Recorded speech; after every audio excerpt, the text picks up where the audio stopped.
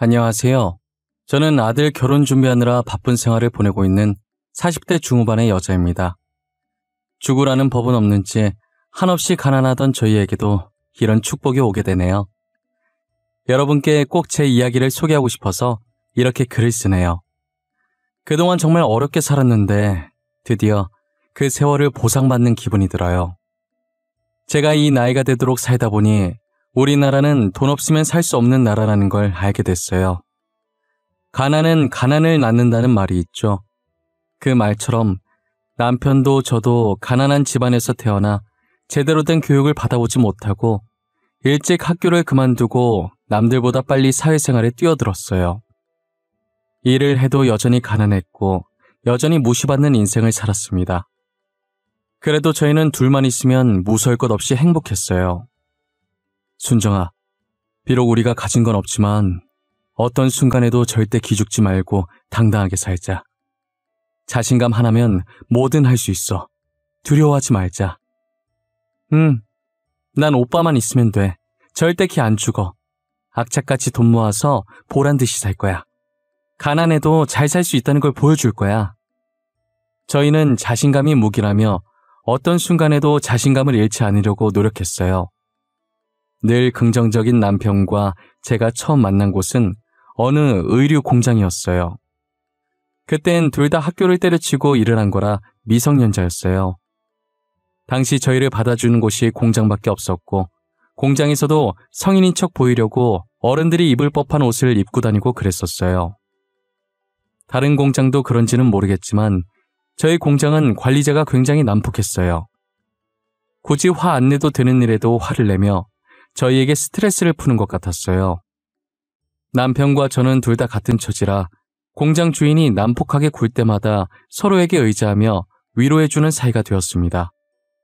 2년 동안 함께 붙어서 일하는 시간이 많아지다가 정이 들어버려서 결혼까지 하게 된 거죠. 공장 사람들은 처음 저희가 공장에 들어왔을 때 성인이 아니라는 걸 진작에 눈치를 채고 있었는데 가엾고 불쌍해서 쉬쉬해줬더라고요. 당연히 윗사람들도 알았지만 당장 공장에 일할 사람이 없으니 모르는 척 눈 감아주고 저희를 뽑은 것이었어요. 그런데 저희가 서로 결혼하겠다고 말하자 직원들은 수군대기 바빴어요. 어린 것들이 발랑 까져가지고 분명히 임신해서 결혼했을 거야. 하라는 일은 안 하고 그런 짓거리를. 에휴. 얌전하게 생긴 것들이 왜 그랬대? 여기 사람은 생긴 걸로 판단하면 안 돼. 얌전한 고양이가 부뚜막에 먼저 올라간다는 말도 몰라. 안 그렇게 생긴 애들이 할 건 다 하고 다닌다니까. 말세야 말세. 어느 순간부터 공장에선 저희에 대한 안 좋은 소문이 돌고 있더라고요. 헛소문이 늘 그렇듯 사실도 아닌 이야기들이 눈덩이처럼 부풀려져서 걷잡을 수가 없었어요. 어차피 사실이 아니니 저희가 무시하면 괜찮을 줄 알았어요. 괜히 저희가 아니라고 부정해봤자 저희 말에도 사리부터 전달될 거고 그러면 이를 더 키우는 꼴만 될 것 같아서 어떠한 말도 하지 않고 가만히 일만 했어요. 하지만 소문은 잠잠해질 기미가 보이지 않았습니다. 그들은 저희가 가만히 있으면 언제까지 가만히 있나 볼 심산인지 계속해서 거짓 뉴스들을 퍼나르기 시작했어요. 결국에 그들의 시선을 견디지 못해 오랫동안 몸을 담궜던 공장을 나와야 했죠. 무작정 나오긴 했지만 그래도 저희는 그동안 공장에 일하면서 모아둔 돈이 있었기에 당분간 먹고 살기엔 아무런 지장이 없었어요. 그렇다고 저희가 가만히 있는 사람이 아니니 얼른 일자리를 구해서 나갔어요. 여보, 나 건별로 주는 아르바이트긴 하지만 피자 가게에서 배달일 하기로 했어. 진짜야? 정말 잘됐다. 나도 방금 식당에서 연락 왔는데 내일부터 출근하래.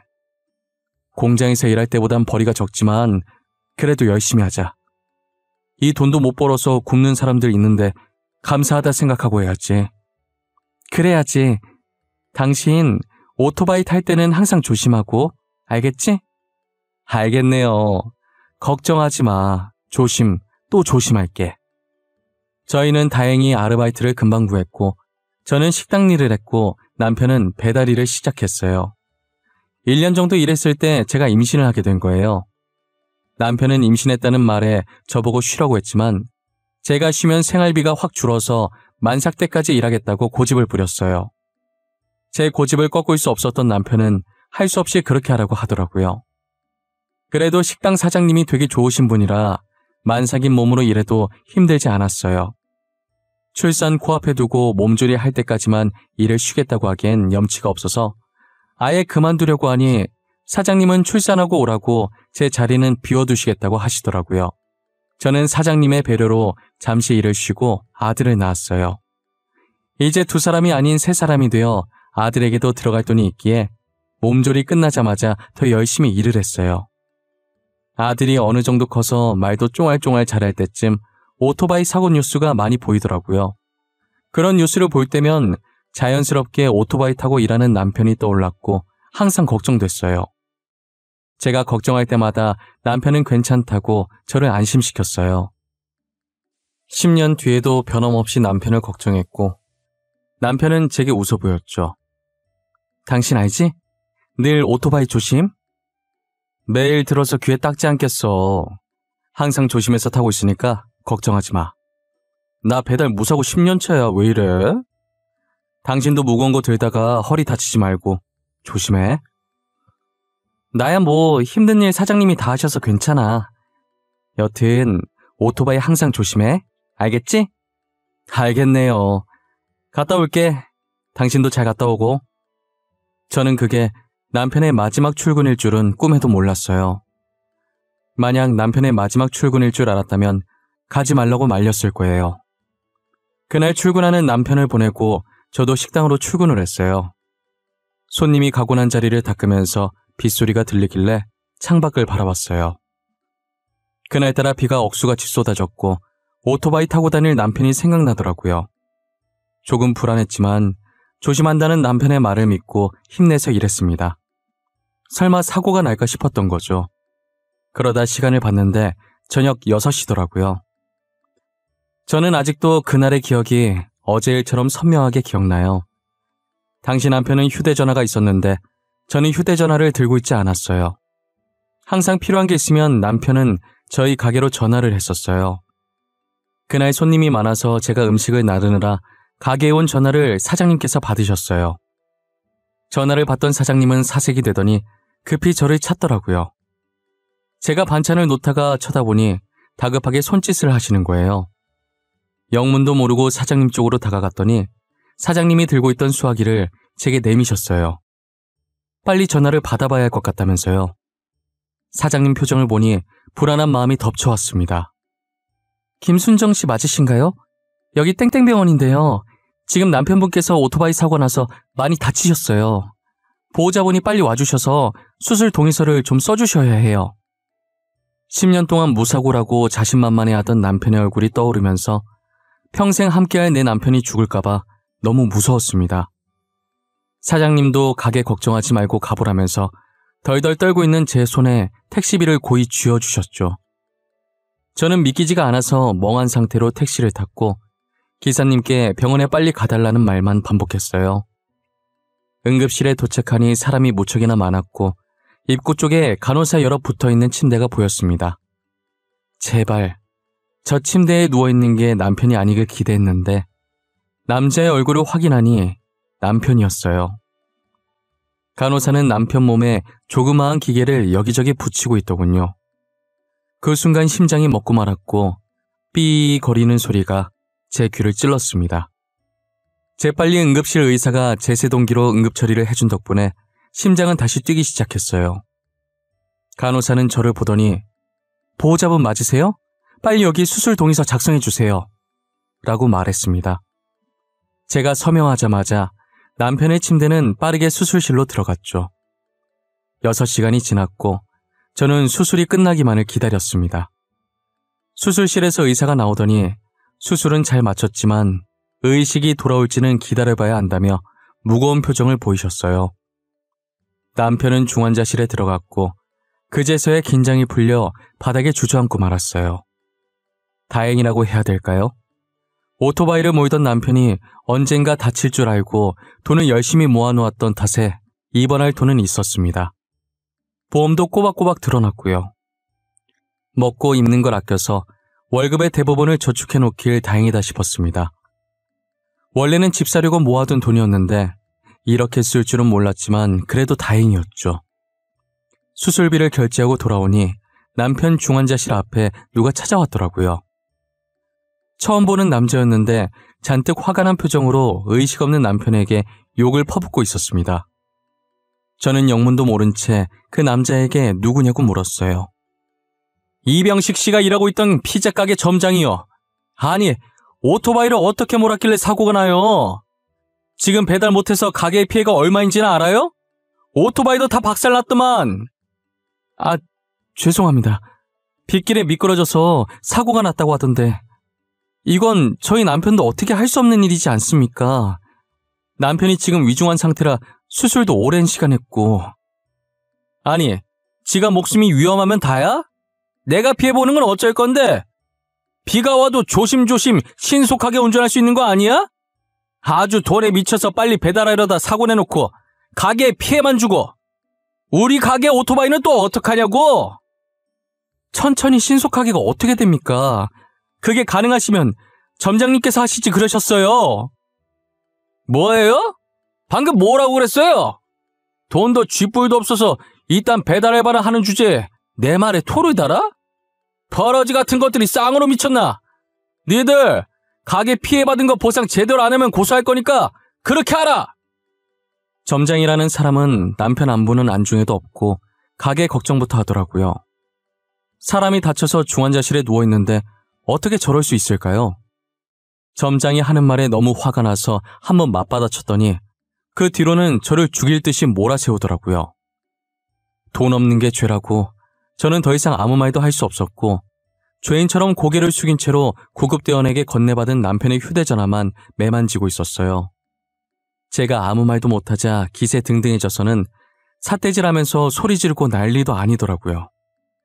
당신 남편 때문에 배달 주문한 사람이 1시간 넘게 기다렸는데 안 왔다면서 다시는 여기 안 시킨다고 화를 냅디다. 우리 가게 이미지 나빠진 건 어떻게 책임질 겁니까? 그쪽이 배상 똑바로 해줄 때까지 여기서 한 발자국도 안 나갈 거니까 그렇게 알아요. 저는 일단 병원에 민폐 주기 싫어서 음식값과 오토바이 수리비를 배상하고 점장을 돌려보냈어요. 점장이 간 뒤로 조용해진 복도에 혼자 남겨지니 한숨밖에 안 나오더라고요. 지금 제 신세가 너무나도 처량했고 그동안 저런 점장 밑에서 일했을 남편이 딱했어요. 저는 누워있는 남편의 손을 한번 잡아본 뒤 중환자실을 다시 나왔어요.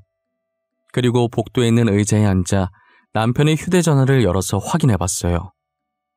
사진첩에 들어가 보니 자신 사진은 하나도 없었고 저와 아들 사진만 가득하더라고요.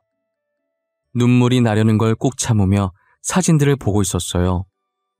그렇게 사진을 계속 넘겨보다 영상 하나가 나오는 거예요. 재생 버튼을 눌러봤더니 남편에게 윽박지르는 점장의 목소리였습니다. 방금 배상하라고 난동 부리던 그 남자의 얼굴도 보였죠. 남편은 그동안 자신이 당했던 수모들을 전부 녹화하고 있었어요. 영상을 옆으로 넘기니 한두 개가 아니었어요. 늘 웃음을 잃지 않았던 남편인지라 이런 수모를 당하고 있었을 줄은 몰랐어요. 여보, 내가 당신 대신 꼭 복수해줄게. 그 인간 밖에 못 돌아다니게 만들어줄게. 영상을 본 순간부터 눈물이 멈추지 않았고 물수건을 들고 와 남편 몸을 닦아주면서 언젠간 그 점장한테 복수를 하리라 마음먹었어요. 저는 언제까지나 이렇게 가만히 손 놓고 모아둔 돈을 계속 쓸 수가 없어서 다시 식당 일을 했어요. 왜 벌써 나왔어? 며칠 더 쉬어도 되는데. 아니에요. 제가 어디 쉴 형편인가요? 이제 남편도 저렇게 됐는데 저라도 일해야죠. 그래야 병원비 내고 아들도 키우고 하죠. 사장님은 왜 벌써 왔냐고 더 쉬어도 된다고 하셨지만 저는 쉴 형편이 아니었어요. 그래도 사장님이 여자분이라 저를 이해해 주시고 잘 챙겨주셔서 힘들지 않았어요.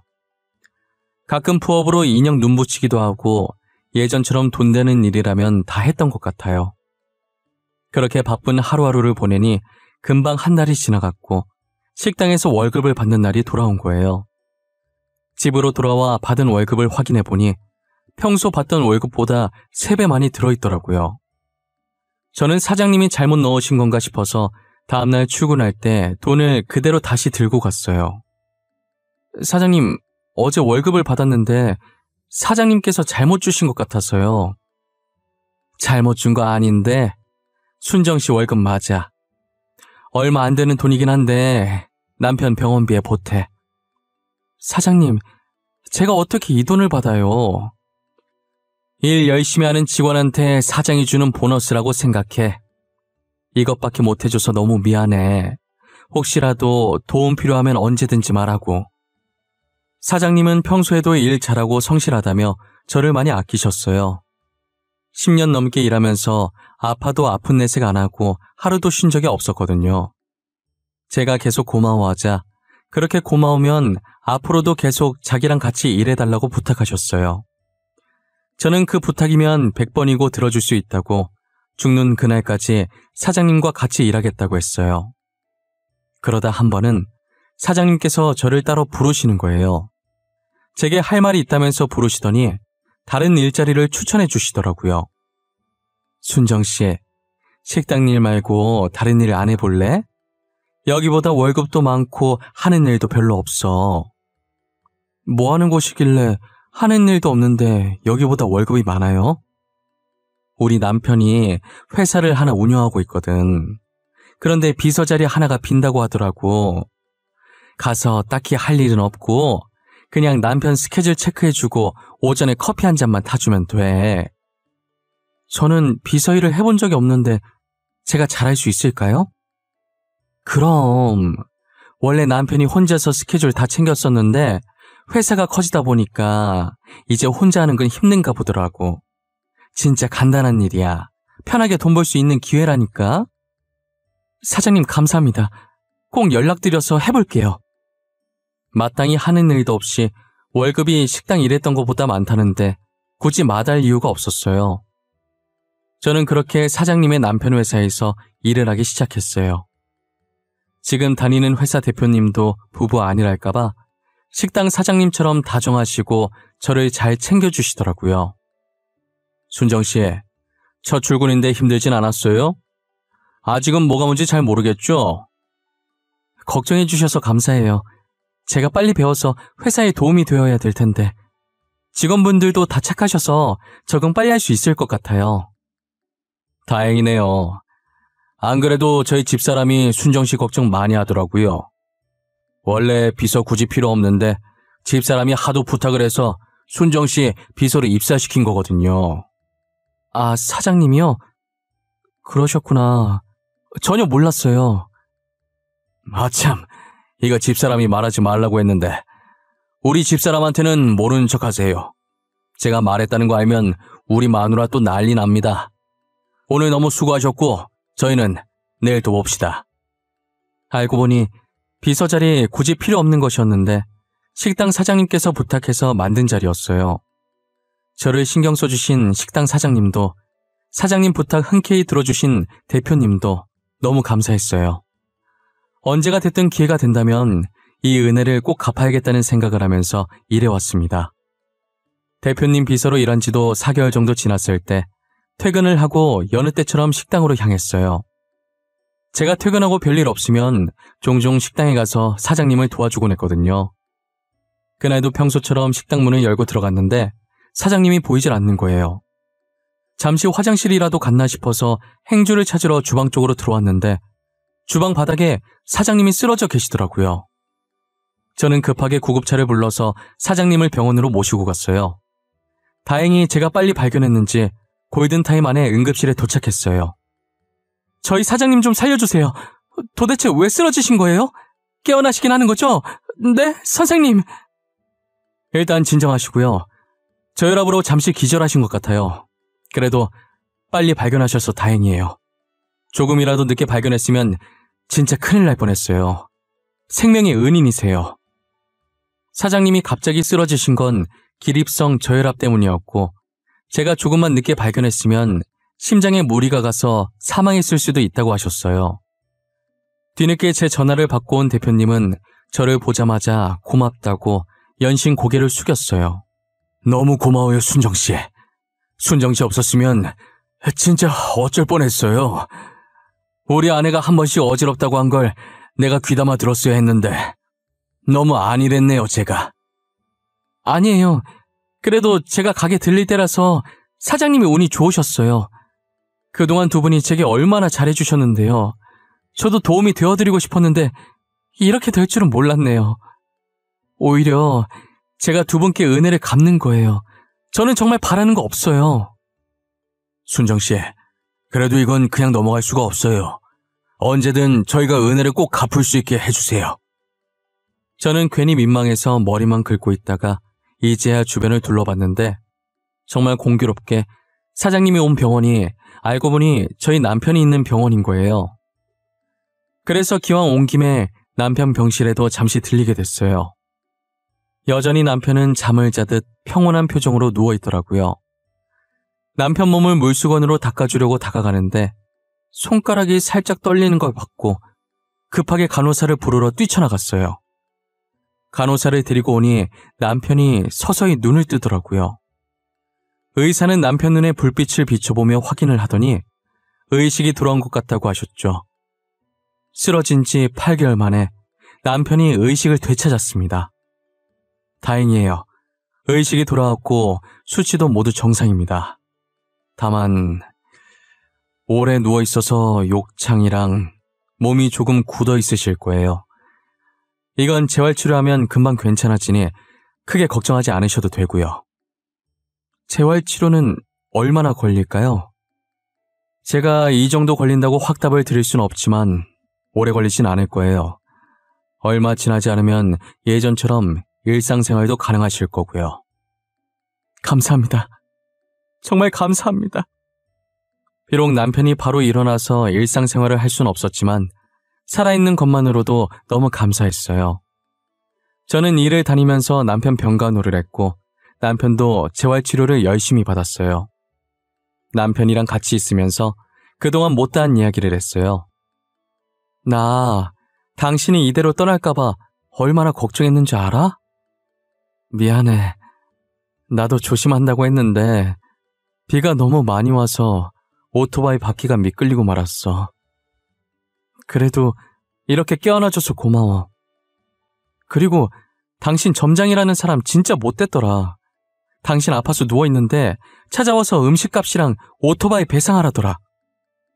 나는 기대도 안 했어. 원래도 그런 사람이라. 나 진짜 돈 열심히 벌 거야. 돈 벌어서 내가 그 점장놈 당신 대신 복수해 줄 거야.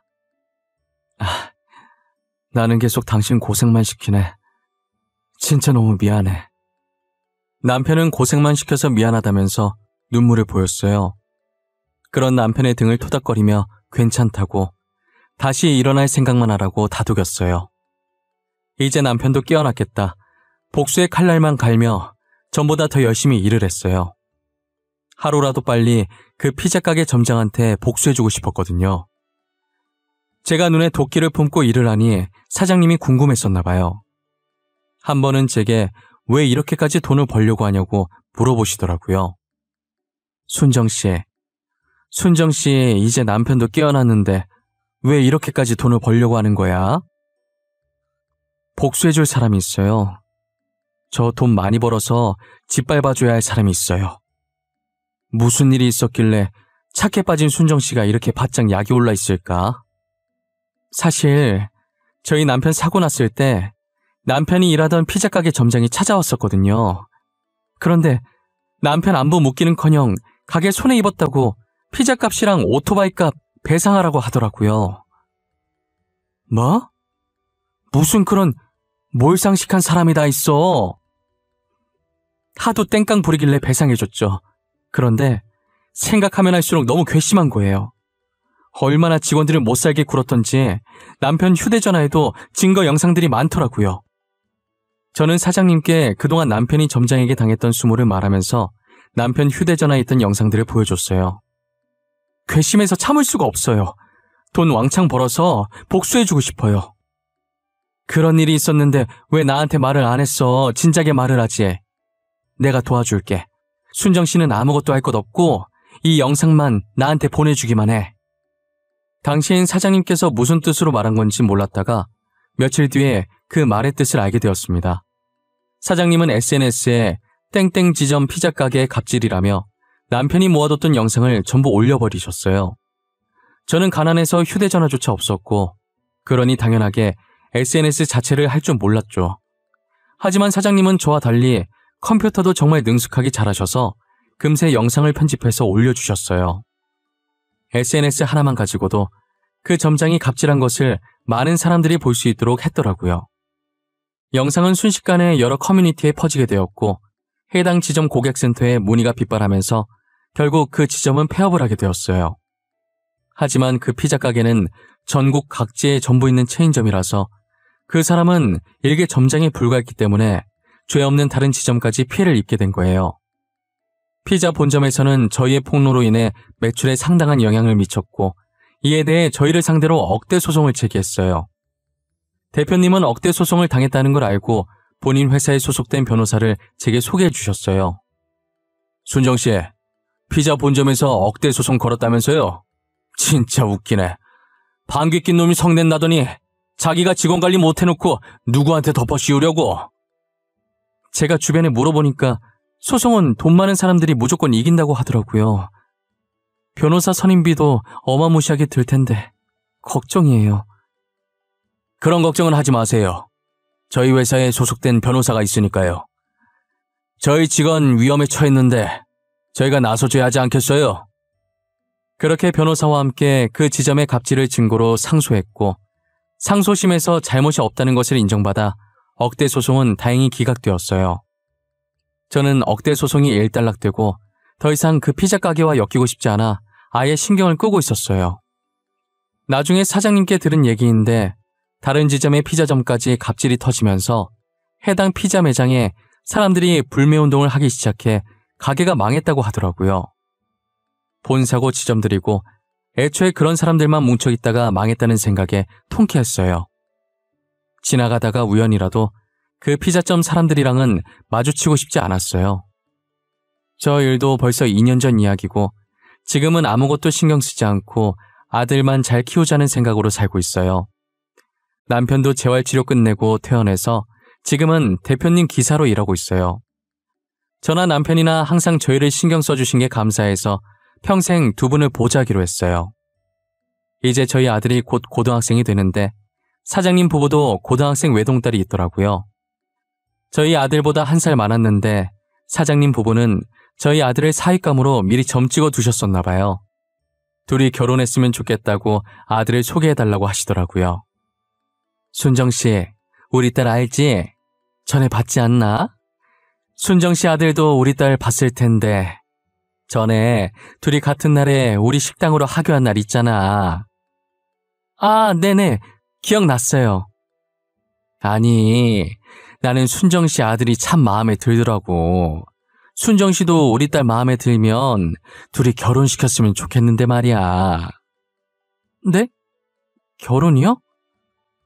저희 아들 이제 고등학생 되고 사장님 따님도 아직 학생인데 무슨 결혼이에요. 사장님도 참. 누가 지금 시키지? 성인 돼서 결혼시키자는 말이지. 오늘 집에 가서 아들한테 1살 연상 어떠냐고 물어봐. 아니 사장님, 그걸 둘째치고 아들 결혼시키려면 신혼집 해줘야 하는데 저희 부부가 가진 게 없어요. 당장 저희 집도 변변치 않은데. 그건 걱정하지 마. 목숨을 빚졌는데 내가 그 정도도 못하겠어? 혼수는 전부 우리 부부가 해올 거야. 순정씨 아들은 진짜 몸만 오면 돼. 사장님은 저희 아들이 마음에 드셨는지 몸만 오면 된다고 저를 꼬드기시더라고요. 저는 사돈이 사장님 부부라면 두말할 것도 없이 좋았지만 아들 의견이 제일 중요했어요. 아들 마음이 어떨지 모르니 일단 이 이야기는 사장님과 저 사이에 비밀로 하기로 했어요. 그 사이 저희 아들은 공부를 열심히 해서 단번에 의대에 입학하게 되었고 어쩌다 보니 사장님 딸과 엮여서 지금은 좋은 인연으로 결혼 준비를 하고 있어요. 저도 상견례 할 때 알게 된 건데 아들이 사실 사장님 딸을 처음 봤을 때부터 좋아했었다는 거예요. 그런데 숫기가 없어서 마음을 제대로 표현하지 못했었다고 하더라고요. 반면 사장님 딸도 저희 아들을 마음에 들어했고 저희 아들과는 반대로 뭐든 적극적으로 하는 성격이라 사장님 딸이 먼저 대시를 했다고 들었어요. 만나게 될 인연은 다 만나게 된다고 고등학생 이후로 마주친 적 없다가 꽈팅을 통해서 다시 만나게 됐대요. 둘 다 꽈팅에 관심 없었는데 이상하게 그날따라 가고 싶어서 나갔다가 마주친 거죠. 저희 아들은 이제 본과생 2학년이고 사장님 딸은 올해 초에 졸업해서 직장을 다니고 있어요. 아직 저희 아들이 학생이라 결혼은 이른 것 같았는데 어차피 둘이 결혼시킬 거 아니냐고 나중에 하나 지금 하나 똑같다길래 이번 연도 끝나기 전에 결혼식을 추진하기로 했어요. 요즘은 아들 결혼 준비하면서 정말 행복한 하루하루를 보내고 있어요. 이미 지난 날은 다 잊고 앞으로 있을 행복한 일들만 생각하고 살려고요. 과거에 계속 살아봤자 스트레스 받기밖에 더 하겠어요. 부디 저희 아들만큼은 저희 같은 일 겪지 않고 행복하게 살았으면 좋겠네요.